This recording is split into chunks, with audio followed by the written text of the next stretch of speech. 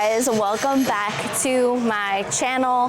Today we're gonna go over how to reverse hack. So we're gonna go over some key points, things to think about, how you can engage mostly glute bias on the reverse hack. It is actually one of my staples for building the glutes, specifically the glute ham tie-ins, which is important for us bikini and wellness girls.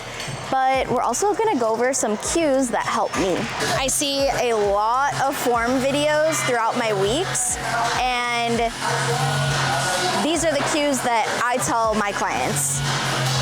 First up, you want to know the machine that you're working with. So first of all, Arsenal is so freaking heavy. If you've trained on Arsenal, you know what I'm talking about.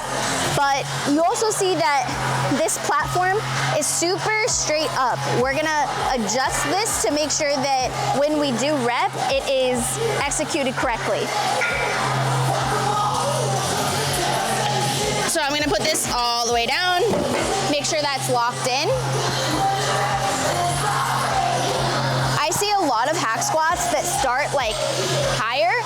If that is what you're working with, then instead of just going higher with your feet, try to get one of those steps or like a box, a topper of a step to put and wedge in between there, and then that'll help you out to have that range of motion, only if it's safe. So the number one complaint that I get when I program reverse hack squats is, oh my gosh, it is hurting my shoulders and my neck. Number one, your shoulders will get used to it. I have had some hack squats that are just like the worst padding on the shoulders. So what you want to do is, have you ever seen those like blue hip thrust pads, or like they're very spongy and square? Cut that and make little pads for yourself for the shoulders. But my shoulders in specific have just gotten used to the pain, I guess, so now it doesn't hurt me. But what I see is, the first thing I notice is that people tend to go all the way in and rep from there. So then that makes their neck backwards and their chin all weird, and that's gonna hurt. So you want to still make sure that your core is engaged. You still wanna make sure that you're tucking your pelvis. You still wanna make sure that your lats are engaged too. So you wanna come to the edge of the pads here. That's gonna be your best bet. Then you're going to unrack the weight. I'm gonna tuck my chin, but only the tip of my forehead is on the machine here. I'm gonna slightly sumo my stance. However, you could do a close stance if you wanted to.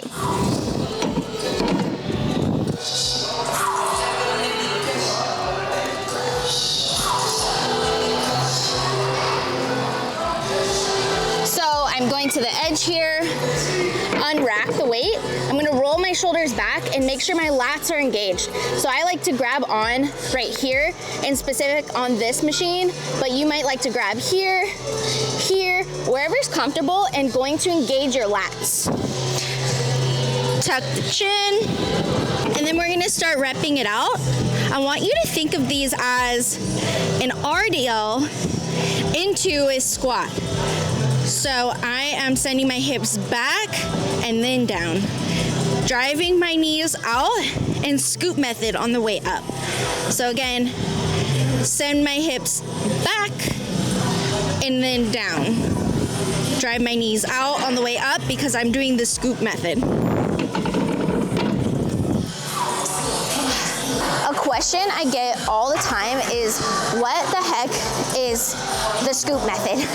So the scoop method is basically you are trying to get into a posterior pelvic tilt while you're coming up. So you'd go down, and then if I'm doing the scoop method, I'm going to slowly but surely achieve a posterior pelvic tilt. So I'm not going to go through the movement and then posterior tilt. I am going to slowly get into that posterior tilt. So at the top, I'm in a clear posterior tilt. When you're doing this, you're gonna drive your knees out when you go up. Okay, So you see, I'm gonna take these off so you can see a direct posterior pelvic tilt and engagement.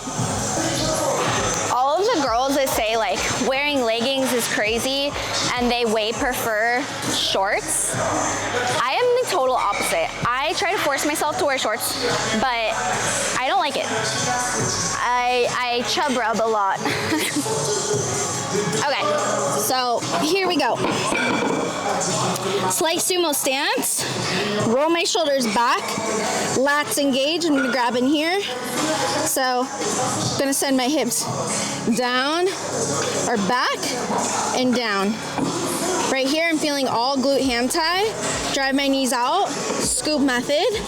So I'm at a posterior pelvic tilt. Keep that contraction and go all the way down. Sometimes you see me shake because that is me trying to keep my contraction. So I'm not sure if you've heard me say this cue or not. I definitely use it all the time, but it's an awkward cue. When you are training, pretty much anytime you're doing a squat, anytime you're bearing the load up here, like a good morning, a deadlift, you want to engage your pelvic floor. You want to engage your pelvic floor all the time, but a cue here is squeeze your butthole. You heard me right. Squeeze your butthole while you're doing these.